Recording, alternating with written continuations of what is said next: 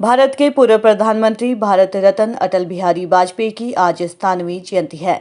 अटल बिहारी वाजपेयी का जन्म 25 दिसंबर 1924 को हुआ था।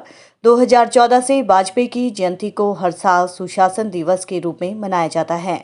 अटल जयंती पर मुख्यमंत्री जयराम ठाकुर और राज्यपाल ने रिज पर स्थापित उनकी प्रतिमा पर पुष्पांजलि अर्पित की। राज्यपाल राजेंद्र विश्वनाथ अर्लेकर ने कहा कि देश में अटल सुशासन के पुरोधा हैं। सुशासन के बाद सुशासन देने में अटल ने महत्वपूर्ण भूमिका निभाई है। सभी को उनके बताए निर्देशों पर चलने की जरूरत है। वहीं इस दौरान मुख्यमंत्री ने कहा कि हिमाचल से पूर्व प्रधानमंत्री अटल बिहारी का विशेष नाता रहा है। वे व्यस्त कार्यक्रम से समय निकालकर कुल्लू प्रीणी आया करते थे। देश के साथ प्रदेश के लिए भी उनका योगदान महत्वपूर्ण रहा है। कारगिल युद्ध के दौरान उन्होंने पराक्रम का परिचय दिया। पूर्व प्रधानमंत्री अटल के योगदान को देश भूल नहीं सकता है।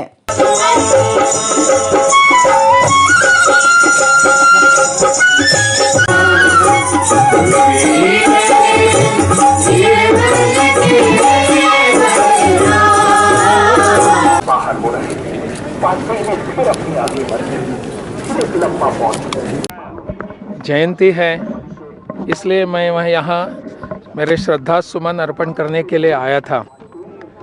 अपने देश में स्वतंत्रता के बाद एक भावना जग रही थी कि स्वराज्य आया, सुराज कहाँ है। और कई वर्षों के बाद जब अटल जी प्रधानमंत्री बने तब हमने देखा कि यहाँ स्वराज का रूपांतर सुराज में होने लगा।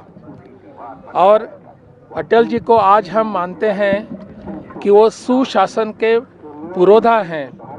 सुशासन यानी गुड गवर्नेंस अटल जी के माध्यम से ही यहाँ शुरू होने लगा और पूरे समाज को इसमें सहभागी करने की जन भागीदारी का जो विषय है वो अटल जी के माध्यम से यहाँ शुरू हुआ है। और आज हम इस देश में देख रहे हैं जन भागीदारी और सुशासन का पर्व प्रधानमंत्री नरेंद्र मोदी इनके माध्यम से देश में हम सबको देखने को मिलता है।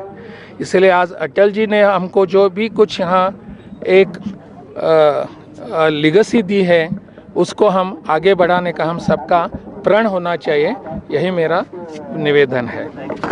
आज अटल जी की जन्म दिवस पर मैं उनको श्रद्धांजलि देता हूं और उनके इस देश के लिए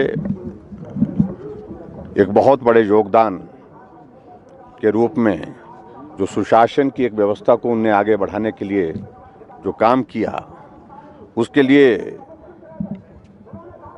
ये देश सदैव अटल जी को स्मरण करता रहेगा।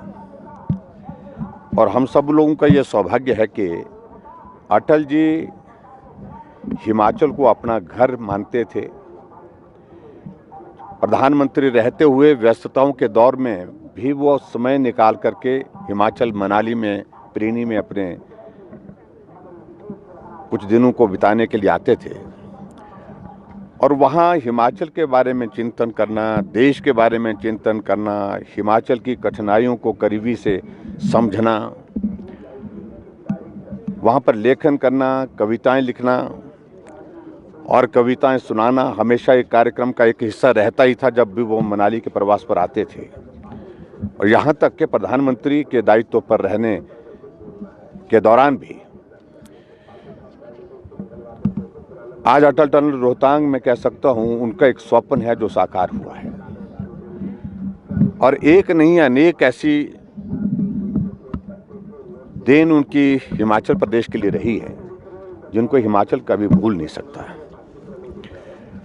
बतौर प्रधानमंत्री और अपने अटल जी के जो कार्यकाल का समय रहा है उसको भी अपना देश सदैव याद करता है। और जिस तरह से कारगिल के युद्ध में उनने पाकिस्तान को मुंह तोड़ जवाब दिया, बहुत बड़ा दबाव डालने की कोशिश हुई थी कि अमेरिका ने निमंत्रण दिया कि आप आइए, हम बैठ करके बातचीत करना चाहते हैं। पाकिस्तान भी बातचीत करना चाहता है, लेकिन अटल जी ने दो टूक होकर के अपनी बात कही कि मेरे देश की धरती पर आक्रमण हुआ है, जब तक मैं एक एक दुश्मन को यहाँ से मार करके गिरा करके उनको भगा करके जो है वो सफल नहीं होता, तब तक के लिए बात करने की कोई संभावना नहीं।